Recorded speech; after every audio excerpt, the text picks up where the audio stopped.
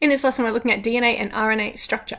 We don't have that many dot points this time, so please make sure you have a quick read through. We are covering a whole set of macromolecules. We've covered off on carbs, lipids, and proteins, and now we look at nucleic acids, which are DNA and RNA. They are probably the more complex of the macromolecules we're looking at. Let's start with DNA. So DNA is deoxyribonucleic acid, and each part of its name gives an important clue about its structure. Firstly, deoxy and ribo refer to the fact that it is deoxygenated ribose, which is the sugar that makes it up. So if we play a bit of spot the difference here, deoxyribose is missing an oxygen, deoxy, funny that. And the nucleic acid part refers to the nitrogen-rich nucleotide bases, which the structure is also made up from. So once again, deoxyribonucleic acid is the polymer. It is the large chain macromolecule, and we will find out that the DNA molecules are made up from nucleotides as well as the RNA. We will learn a little bit more about RNA down the track, but it's important to remember that they are both the polymer, whereas the nucleotide is the monomer. So one is made on ribose sugar and the other is deoxyribose. So DNA is depicted in so many different ways, and you'll see so many different pictures of it, and it's important to be able to interpret multiple types of pictures with the same knowledge. Now, the structure of DNA was determined in the 50s, but even up until 2018, we are finding new structural ways in order to show this is how this macromolecule works. This is the kind of depiction that we are working with mostly. DNA has a double helix structure, which is like a twisted ladder. So we can see that twisted part here, and what we do is we untwist it so we can understand it. All right, so firstly, let's look at the monomer of DNA and RNA, and that's known as a nucleotide. It's important for us as a skill to be able to reproduce them, and let's have a look at the structures involved. So there is a phosphate, which we represent as a circle, the deoxyribose sugar, which because it's a ribose sugar, it's a pentagon, so that's the way we draw it, and we often use a square or a rectangle for the nucleotide base. So the nucleotides are that monomer, and when they join together, they're held together by a phosphodiester bond, which is a type of covalent bond. So if we join them all up together, this is what we would end up getting. So we could separate off each one of these and say there's a nucleotide, there's a nucleotide. When they go together, they make that twisted ladder, that double helix structure, and the uprights are made of a sugar and a phosphate. So we call that the sugar-phosphate backbone, and we know that we can run all the way along here and we'll see them alternating. Now, the nitrogenous nucleic acid bases are the rungs of the ladder. Now, the bases come in DNA, 4 different types: adenine, thymine, guanine, and cytosine, and they complementarily pair up together. So the A's will match the T's and the G's will match the C's, and you can see that in this example here. A's only match with T's. There is no other way to make it work. So weak hydrogen bonds join these complementary bases to make those rungs. And it's the really important combination and order of the nucleotide bases that helps form the recipe that makes the protein in our body.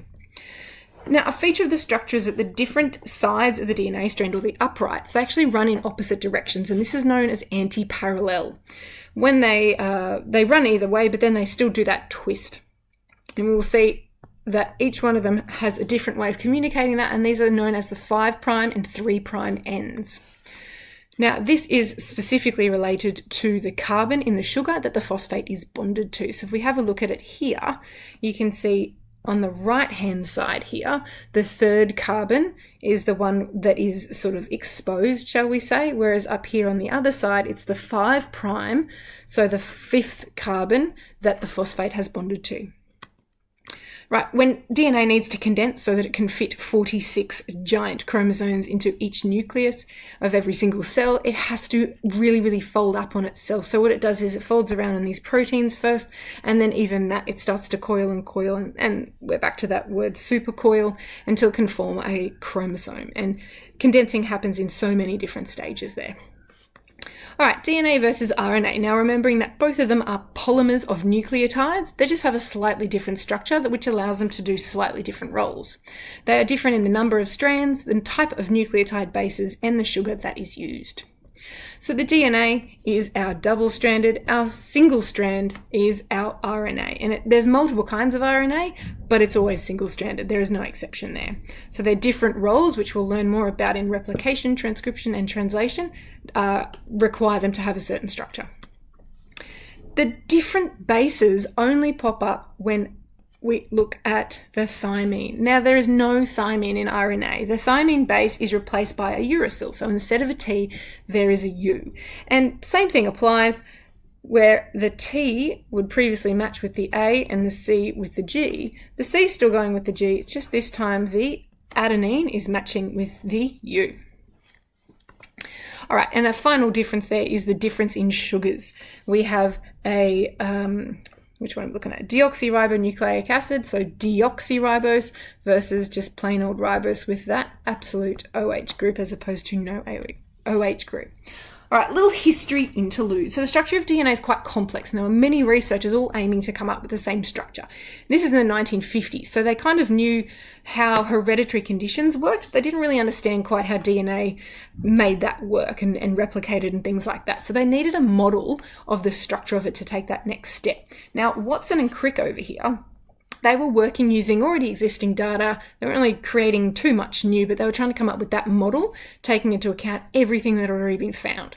Now, Rosalind Franklin here, was working with a physicist named Maurice Wilkins, who's actually a New Zealander, and they were doing X-ray crystallography and taking photos using the light which was deflected from DNA molecules. Now, at a conference, Watson over here, he heard Wilkins speak, and he was talking about the molecular structure of DNA, and he got really excited. And so he actually had Wilkins had already developed this photo, and Watson got Wilkins to show it to him without Rosalind Franklin's permission.